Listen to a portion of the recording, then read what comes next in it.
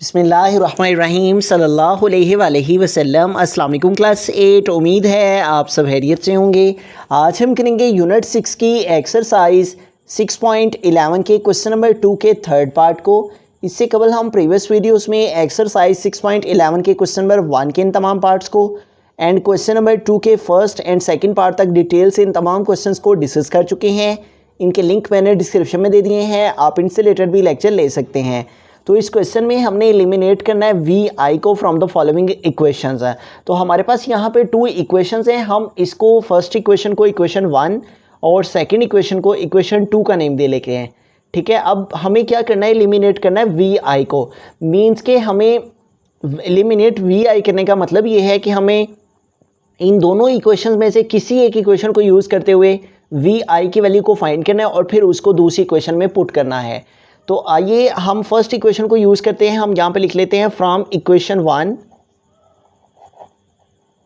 We have, equation 1 को use करते हैं और इक्वेशन 1 को लिखते हैं और वो है हमारे पास V F is equal to V I minus G T, V I minus G T.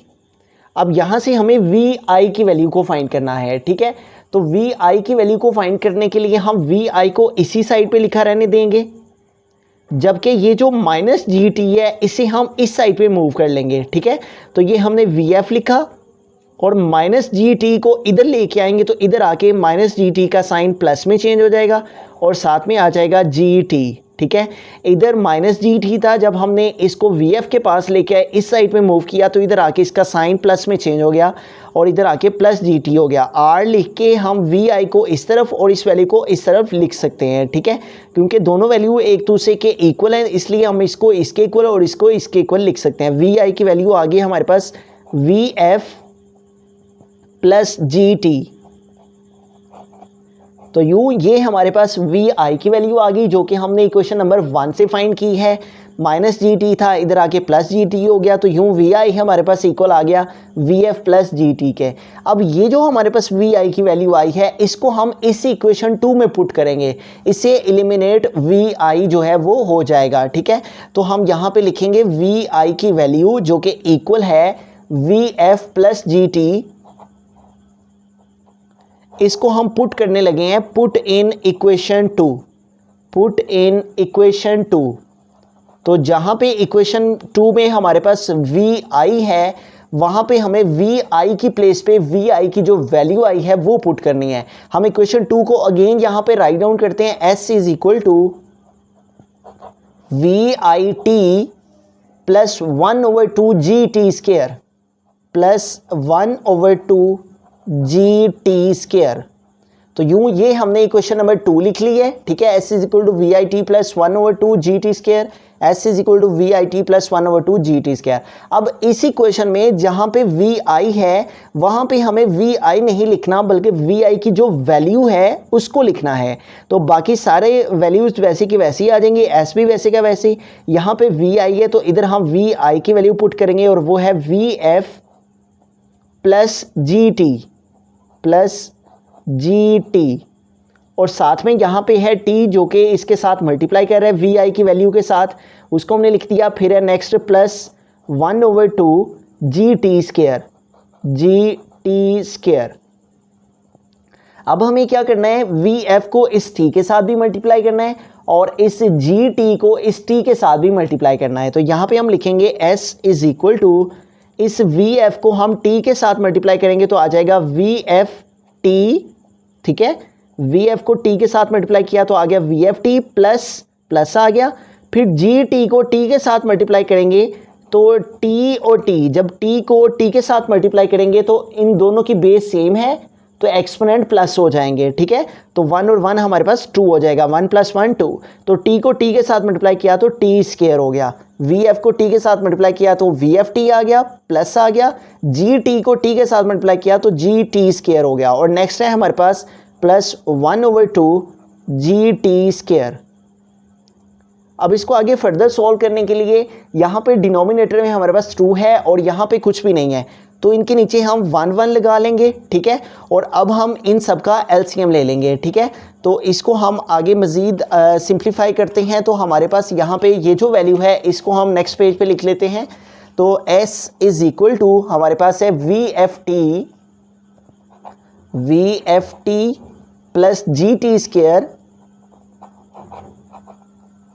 और नेक्स्ट है प्लस 1/2 GT स्क्वायर। तो यूं हमने ये जो हमारे पास लास्ट में यहाँ पे इक्वेशन आई हुई थी S is equal to VFT plus GT square plus GT square plus 1/2 GT square plus 1/2 GT square, इसको यहाँ पे लिख लिया है। इनके नीचे कोई डिनोमिनेटर नहीं है तो इनके नीचे हमने 1 लगा लेना है। S इज़ इक्वल टू, तो 2 1 और 1 इनका एलसीएम हमारे पास आ जाएगा 2।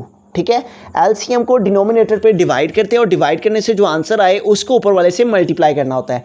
तो 2 को 1 पे डिवाइड करें, 2 डिवाइड बाई 1 तो 2 ही आ जाता है। इस 2 को VFT से मल्टीप्लाई करेंगे तो 2VFT हो जाएगा। उसके बाद प्लस का साइन है तो प्लस का साइन आ गया। इस तरह यहाँ पे भी 2 को 1 पे डिवाइड किया तो आंसर आ गया 2। इस 2 को GT स्क्वायर से मल्टीप्लाई किया तो आ गया 2GT स्क्वायर। प्लस आ जाएगा नेक्स्ट साइन, एलसीएम को डिनोमिनेटर पे डिवाइड करते हैं, 2 को 2 पे डिवाइड किया आंसर है 1। 1 को 1 GT स्क्वायर से मल्टीप्लाई करेंगे तो GT स्क्वायर ही आ जाएगा। अब यहाँ पे हमें क्या करना है, क्रॉस मल्टीप्लिकेशन कर लेनी है। ठीक है, तो ये हमारे पास S जो है वो 2 के साथ मल्टीप्लाई कर जाएगा और ये सारी जो वैल्यू है वो 1 के साथ मल्टीप्लाई कर जाएगी। तो 2 को S के साथ मल्टीप्लाई करेंगे तो 2S हो जाएगा और ये सारी टर्म को 1 के साथ मल्टीप्लाई करेंगे तो यही सारी वैल्यू आ जाएगी 2VFT plus 2GT square plus 1GT square.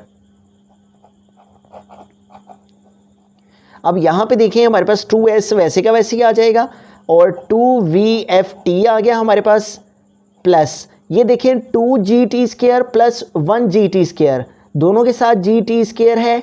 ठीक है, इसलिए GT स्क्वायर तो इनके कोफिशिएंट को ऐड कर लेंगे 2GT स्क्वायर और इसके साथ कुछ शो नहीं हो रहा, इट मीन्स इसके साथ 1 है तो 2 और 1 हमारे पास 3 हो जाएगा और साथ में ही हमारे पास जो GT स्क्वायर है वो वैसे का वैसे ही आ गया। ठीक है, अब इन दोनों में हम देखें तो हमारे पास T जो है वो इन दोनों में कॉमन है, तो हम इन दोनों से जो है वो T को कॉमन ले लेंगे। 2S is equal to T यहाँ भी मौजूद है और T यहाँ भी मौजूद है, T को कॉमन ले लिया तो यहाँ से T कॉमन आ गया है। ठीक है, T इधर आ गया तो T के अलावा यहाँ पे रिमेनिंग क्या रह गया 2VF। उसके बाद प्लस का साइन तो प्लस का साइन आ गया, फिर है 3G तो 3G आ गया। यहाँ पे है T स्क्वायर। ठीक है, तो T स्क्वायर का मतलब है T डॉट T, तो हमने T का 1 एक्सपोनेंट कॉमन लिया है इसलिए 1 एक्सपोनेंट T का रिमेनिंग रह जाएगा। ये हमने कॉमन ले लिया और ये जो है वो रिमेनिंग यहाँ पे रह गया। तो ये हमारे पास जो है वो फाइनल आंसर है इसका। ठीक है, अब यहाँ से देखें VI जो है वो एलिमिनेट हो गया है। तो सारे क्वेश्चन को रिव्यू करते हैं। हमारे पास 2 इक्वेशंस थी। इक्वेशन 1 से हमने VI की वैल्यू को फाइंड करना था, वो हमारे पास VF प्लस GT आ गई। इसको हमने इक्वेशन 2 में पुट किया। इक्वेशन 2 में जहाँ VI था वहाँ VI की वैल्यू पुट की, इन दोनों को T के साथ मल्टीप्लाई किया, ये आंसर आ गया। फिर हमने LCM लेते हुए आगे इसको फर्दर सॉल्व किया तो LCM हमारे पास 2 आ गया और फिर हमने इसको आगे मज़ीद सिंप्लीफाई किया तो हमारे पास 2 और 1 3GT स्क्वायर हो गया। इन दोनों में T कॉमन था, T कॉमन लेके तो हमारे पास फाइनल आंसर जो है वो आ गया 2S is equal to 2 into 2VF plus 3GT। तो बुक के लास्ट पे उसने जो आंसर लिखा है उसने जस्ट यहाँ तक ही सॉल्व किया हुआ है 2S is equal to 2VFT plus 3GT square. अगर आप इसमें ये स्टेप भी कर लेंगे तो इससे आपका क्वेश्चन रॉन्ग नहीं होगा।